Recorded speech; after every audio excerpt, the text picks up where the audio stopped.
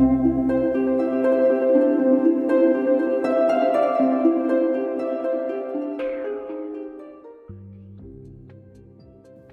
everyone, and welcome to episode 408 of the Juicebox Podcast. Today's show is a defining diabetes episode. Jenny Smith and I are going to talk about insulin sensitivity factor, also known as correction factor. This episode is part of the Defining Diabetes series. Actually, at the very beginning of this, I'll go through all of the other definitions that Jenny and I have done together, but you can go find them in your podcast player.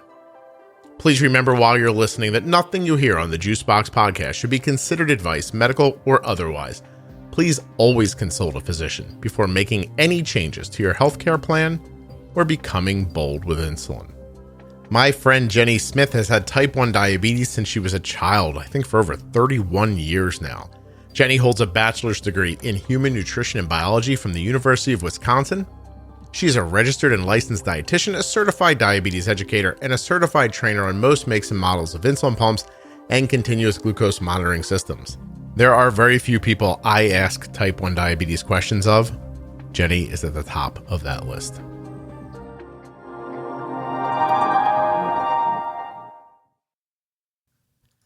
The Juicebox Podcast is sponsored by the Dexcom G6 continuous glucose monitor, the Contour Next One blood glucose meter, the Omnipod tubeless insulin pump, Gvoke HypoPen, and Touched by Type 1.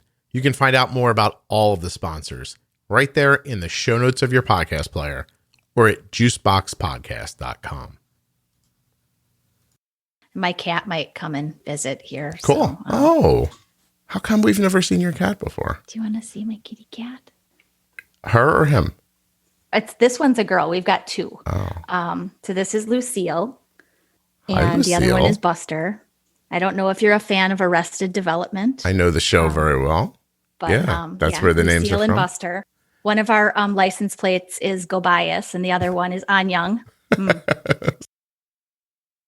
We've done a lot. We've done, What's left? ready? We've done bolus, time and range, basal, honeymooning, standard deviation, non-compliant, algorithm, extended bolus, pre-bolus, trust will happen, glycemic load and index, stop the arrows, insulin resistance and overbolus, brittle diabetes, low before high, ketones, bump and nudge, rage bolus, compression lows, and interstitial fluid. Oh my gosh, we've been doing this a long time. Fat and protein rise, feeding insulin, dawn phenomenon, feet on floor, and the Smoggy effect. So that was the last one we did. Yeah, we did feet on floor, Smoggy, and dawn phenomenon, like kind of all at the same time. So good question. What is left? I think more than I thought, actually, because I get to watch people talk about it online. I keep getting notes from people who say that these, like, I think of the Defining Diabetes series as like this nice little like addition to the show.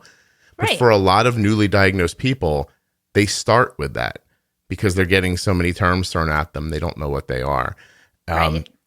So there's some that I'm going to admit I don't completely get all the time. Like I know how to use them in practice, but not theory. So Okay. I want to start with insulin sensitivity factor. Oh, that's a good one. But I want to talk about it like in every way. Like how do people think of Okay. it? MDI, pumping, algorithm. Okay. Yeah. Okay. Yeah. I don't know anything about Sure. this. So if I come into if a person gets diagnosed and they show up in your office and you're like, okay, here's what we're going to do. We're going to set your insulin sensitivity factor at, how do you get to that number? What is it and why is it?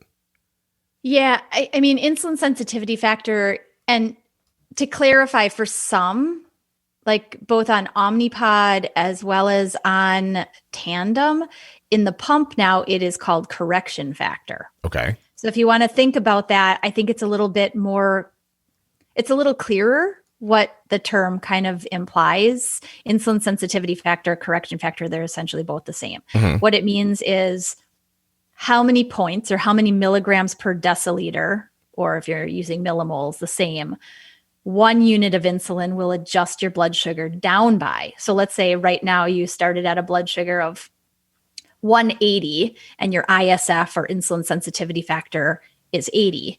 Mm-hmm. And you wanted to get your blood sugar to a target of 100. I use One a unit will drop you 80 points to get you to 100.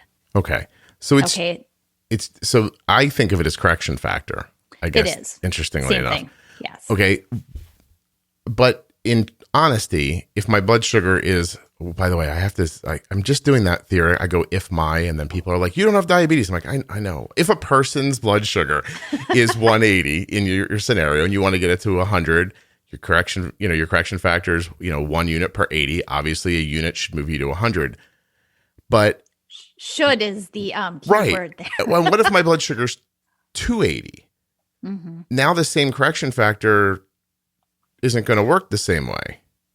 Often what most people find is that over about a blood sugar of 250, which is also where your pump starts reminding you, if you are a pumper and or even if you're using MDI, you're often told, if your blood sugar is above 250, check your ketones, right?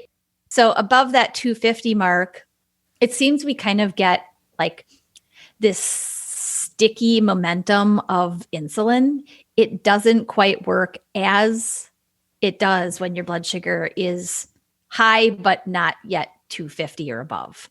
So it's a good question because a lot of people get really, really irritated. I'm taking what I usually take, and last night it worked totally fine. And last night my blood sugar got high and it didn't work at all. Well, I mean, outside of any other variable to consider, let's say it's truly just the same scenario. Maybe blood sugar one night was 189 and the next night it was 297. Yeah. Right. So it does take a little bit more insulin to move your blood sugar when it's higher than that about 250 mark. And I think something else in the picture there is you have to consider the deficit of insulin and maybe how long that deficit has been going on, like how much is really missing. Yes, 1 unit, again, in our example, should move your blood sugar by 80 points. But if you've been sitting at a 250 plus blood sugar for several hours, you're at a pretty significant deficit of insulin, almost like a glucose toxic setting, if you will. Right. And so it's going to take a little bit more insulin, as well as, we've talked about it before. I think we had either part of an episode or whatnot, all about hydration. I think it was in the CGM one, right? Right. So hydration is key there too. So if you're not moving stuff around, your insulin isn't going to circulate or get moved and get it working as well as it should either. So is an insulin sensitivity or correction factor, first of all, it's a guess more than anything, right? Like you try it, like the doctor sets it up for you, it works or it doesn't, they turn it up or down. So it's a guess to begin with that you dial in over time that really is a measurement when there are no other influences impacting. That's in a roundabout way. Yes. Okay. I mean, the doctor does use a formula to give you a starting place for that insulin sensitivity factor. Most doctors use what's called the 1800 rule. I'm sure you've probably heard of that before. Essentially take your baseline insulin, your basal insulin, and you add that dose to the amount of bolus insulin you use on average for a couple of days. Okay. And then you divide that number into 1800. And that is supposed to give you a relative idea of what your sensitivity to insulin is or will be, meaning 1 unit should drop you about this many points. So let's say your ISF is 60, you divide that into 1800, right?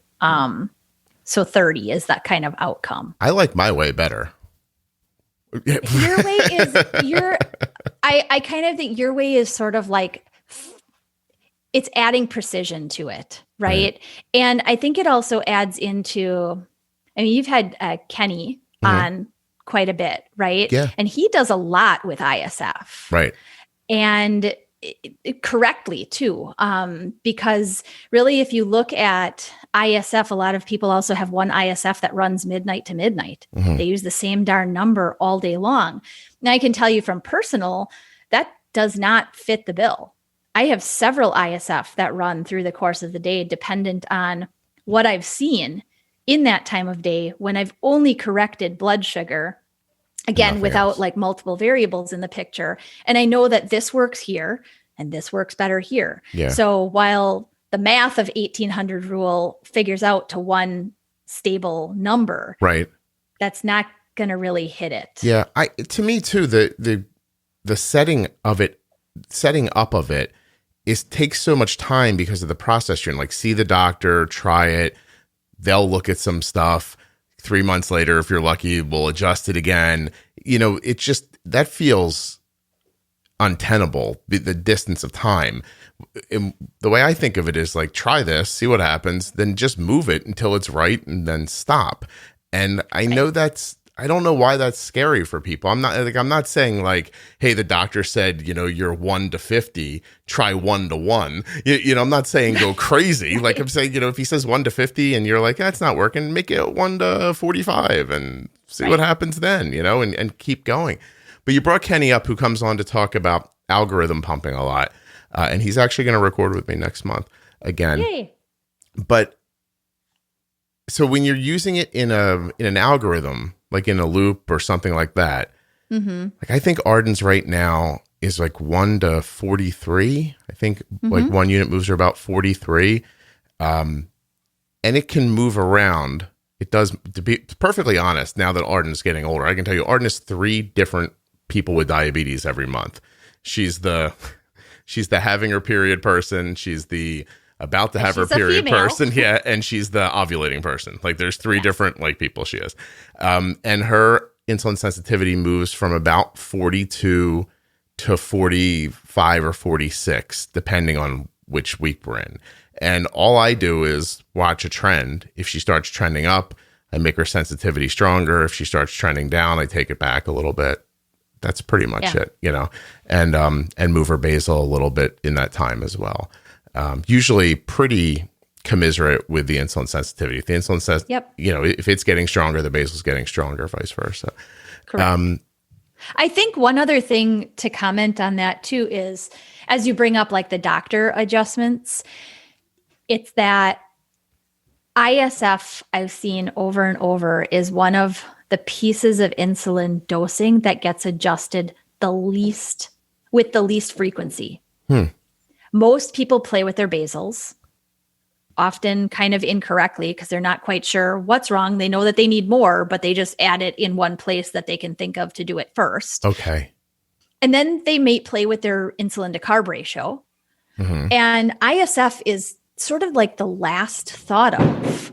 And unfortunately, like you just mentioned, if basals are going up because it's that time of the month, likely the other factors need to be adjusted along with that, because there's a resistance factor there that if you only dial in a basal adjustment, it's not really going to hit the need across the board. Well, so you're making me feel like that's how I see people end up with these basals that are, it's funny, people's basals are either way too weak and they over compensate with their meal insulin and then they bounce around, or their basals are way too strong and they're like, oh, my insulin, for food, I barely use anything. It's because it's because if they were to skip a meal, they drop dead because their basal's so strong, right? That well, that is interesting, isn't it? Okay. All right. I mean, I can tell you kind of along the same lines is I have for a long time, and was kind of like a peeve of mine, honestly, in Tandem's pump. You can have a basal profile that dials in not only the basal, but also the insulin to carb and the ISF that work with that basal profile. So all you have to do is enable that profile. And now you've got the insulin to carb and the sensitivity factor that work with it. So like for a woman with her period or whatnot, you've figured out that you need an insulin to carb of 8 instead of 10. Great. That's in the profile. You need an ISF of something like 40 versus 50. That's in the profile. So all you do is enable it and it turns on. The other pumps don't do that. You physically have to, even though if you might have figured out you need more basal for that time period, you might enable it. But if you haven't changed your insulin to carb or your sensitivity factor, which you physically have to manually go in, have remembered or made a note of, oh, yep, I remember I used an 8 last month and that worked a heck of a lot better than a 10. Well, now I have to change it. Every single month I have to change it. Yeah. Now, listen, having it would definitely, profiles are important, I think. They really are, to get them set up so that you can jump from one to another more seamlessly, because I lose track sometimes too. Sometimes I'm like, oh, what was it, 43 or 42 last time this happened? Or, but at the same time, like I move everything together. Like I think of it as like, if I'm going to send a soldier and I send them all in, it's charged, not you go first, then we'll see what happens. Like just, and that way, by the way, you don't have to send as many, so you just, that's a great example. A little more bolus, a little more basal, a little more factor, everybody just turn it up a little bit.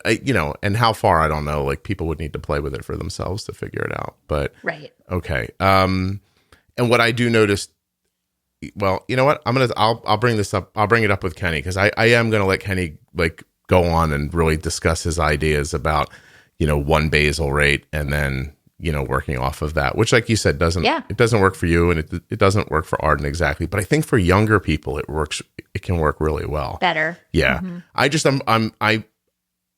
I definitely believe in that, what I said a minute ago, that people get their basals jacked up so high, they think they don't need anything for food. They don't realize that they're carpet bombing their entire 24 hours with basal, and Correct. It's way too much. All right. Thank you. You can check out the Dexcom G6 continuous glucose monitor at dexcom.com/juicebox. Get a free, no obligation demo of the Omnipod tubeless insulin pump at myomnipod.com/juicebox. Learn more about the Contour Next One blood glucose meter at contournext.com/juicebox. Don't forget to check out Gvoke Glucagon.com/juicebox. And of course, touchedbytype1.org. Support the sponsors, support the show. Jenny Smith works at Integrated Diabetes, and you can find out more about what she does at integrateddiabetes.com. Thank you so much for listening. And if you hold on one more second, I have just a couple more things to say.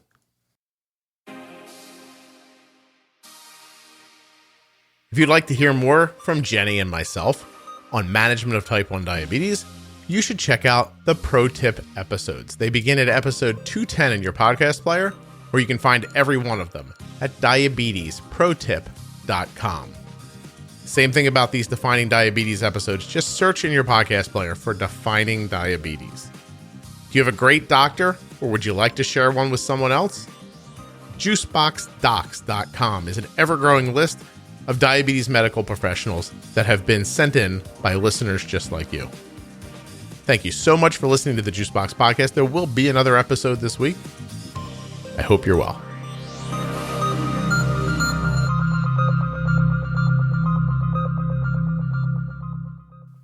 Enjoying the show? Please consider sharing it with someone else, leaving a wonderful rating and review on Apple Podcasts, and hitting that subscribe button wherever you're listening.